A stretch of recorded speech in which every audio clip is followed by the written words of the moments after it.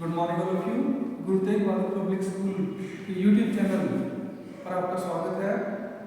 हमारे इस YouTube channel पर लगभग 600 से 700 वीडियो अपलोड किए गए हैं, जिन्हें बच्चे छुट्टियों के दिनों में देख करके अपनी छुट्टियों का सदुपयोग कर सकते हैं।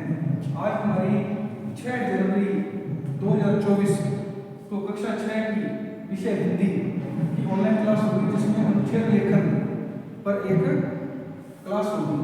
तो अनुच्छेद लेखन को इंग्लिश में कहा जाता है पैराग्राफ राइटिंग। तो किसी विषय में अपने विचार, किसी भी सब्जेक्ट पर अपने विचार लाइन टू लाइन, हिंदी में कहते हैं क्रमबद्ध रूप में एक ही अनुच्छेद में प्रस्तुत करना अनुच्छेद लेखन कहलाता है। इसे हम लघु निबंध भी कह सकते हैं।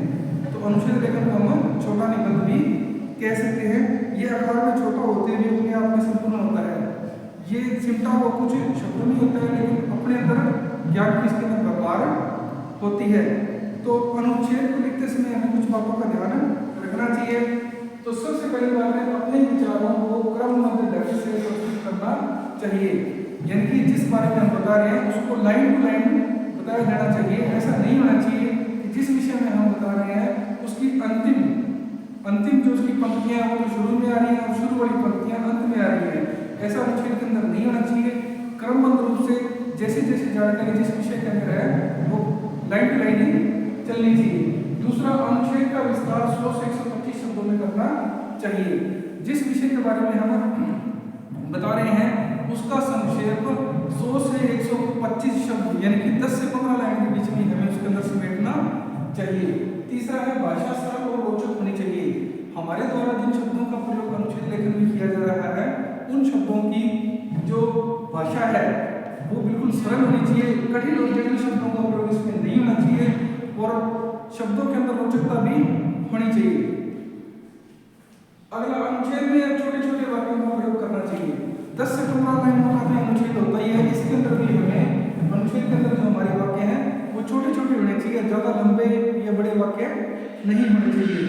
इसी तरह अनुच्छेद लेखन के अंदर अगर हम आज एक टॉपिक की बात करें तो हमारा विषय है मेरा प्यारा भारत। इस विषय पर अगर हम अनुच्छेद लेखन करना चाहें तो निबंध लिखना चाहें तो इस पर हम 5 पेज का भी निबंध लिख सकते हैं। इसको संक्षिप्तीकरण में लिखना है। भारत विषय के बाद मेरा प्यारा भारत विषय के बारे में संक्षिप्त में लिखना है, अनुच्छेद लिखना है। तो 10-15 लाइनों के अंदर इसको समेटना है। इसको हम कुछ इस तरह से लिखेंगे। तो पहला है, हमारे प्यारे देश का नाम भारत है। तो हमारा जो प्यारा देश है इसका नाम भारत है। इसे हिंदुस्तान और इंडिया भी कहते हैं।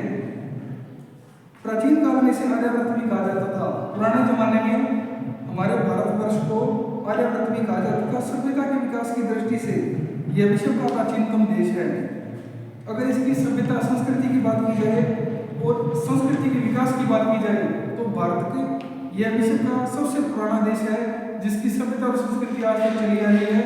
ऐसे बहुत सारे देश हुए जिनका कालांतर में वो आए और उनका पता भी नहीं लगा कि वो कहाँ चले गए।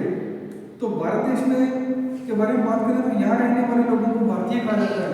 तो भारत के अंदर जो निवास कर रहे हैं उनको भारतीय कहा जाता है। इसका विस्तार उत्तर में नगाधिराज हिमालय है। अगर भारत के उत्तरी हिस्से की बात करें, इसके विस्तार की बात की जा रही है। इसके विस्तार के बारे में बताया जा रहा है कि हमारा जो भारतवर्ष है कहाँ से लेकर कहाँ तक फैला हुआ है। तो उत्तर में नगाधिराज हिमालय, उत्तर में हिमालय से लेकर के दक्षिणी भाग जो भारत का दक्षिणी हिस्सा है कन्याकुमारी की फैला हुआ है। पश्चिम में कच्छ के रण से लेकर के पूर्व में हिमालय तक है।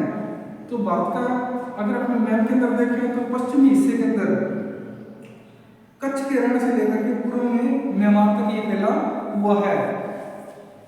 महान हिमालय की श्रृंखलाएं, तो हिमालय की जो श्रृंखलाएं कहीं से हिमालय बहुत ऊंचाई पर है और इसकी श्रृंखलाएं पंक्तिबद्ध रूप से बनी हुई हैं। इसके पश्चिमोत्तर भाग से आरंभ होकर तो हिमालय की श्रृंखलाएं जो हमारा भारतवर्ष है इसके पश्चिम से प्रारंभ होकर सुदूर पूर्वोत्तर तक चली जाती है। तो भारत की यानी कि एक छोर से लेकर के दूसरे छोर तक इसकी जो क्या ये श्रृंखला इसकी बनी हुई है। हिमालय पर्वत इतना फैला हुआ है। इसका दक्षिणी भाग 3 ओर समुद्र से घिरा हुआ है। तो हिमालय का जो दक्षिणी भाग है 3 ओर से समुद्र से घिरा हुआ है, यहाँ सभी ऋतुएं होती हैं। तो भारतवर्ष में सभी ऋतुएं होती हैं। सभी ऋतुओं में जैसे गर्मी, सर्दी, बारिश, तो सभी क्रमबद्ध रूप से चलती है और यहाँ होती है, और हर प्रकार की वनस्पति भी होती है। तो भारतवर्ष की जो जमीन है, यहाँ पर सभी प्रकार की वनस्पति यहाँ पर उगती है। धरती पर पाए जाने वाले लगभग सभी जीव जंतु यहाँ के जंगलों में विचरण करते हैं। तो धरती पर जितने भी प्रकार के जीव जंतु, पक्षी पाए जाते हैं वो सब भारतवर्ष की धरती पर जंगलों में भी मिलते हैं। रामकृष्ण, बुद्ध, महावीर, नानक, कबीर, गांधी आदि महान आत्माओं और अनेकानेक ऋषि मुनियों को जन्म देने वाली मेरी विश्व वंदे मातृभूमि सदा से मानव जाति को शांति और सद्भाव का मार्ग दिखाती रही है। तो इसके अंदर बहुत से महापुरुषों का नाम लिया गया है। अंतिम पंक्ति के अंदर महापुरुषों का नाम लेते हुए बताया गया है, और इसके साथ जिन महापुरुषों में रामकृष्ण, बुद्ध, महावीर, नानक, कबीर, गांधी, इसके अलावा भी बहुत सारे ऋषि मुनियों को यह जन्म देने वाली ये धरती है। और ये धरती हमेशा मानव जाति को कल्याण के लिए शांति और सद्भाव का मार्ग दिखाती आई है। इस तरह मेरा प्यारा भारतवर्ष निबंध जो विस्तृत रूप में लिखा गया है, इसको अनुच्छेद लेखन के माध्यम से 10 से 15 लाइनों में समेट दिया गया है, और इसके अंदर बहुत सारा ज्ञान समाहित हो गया है।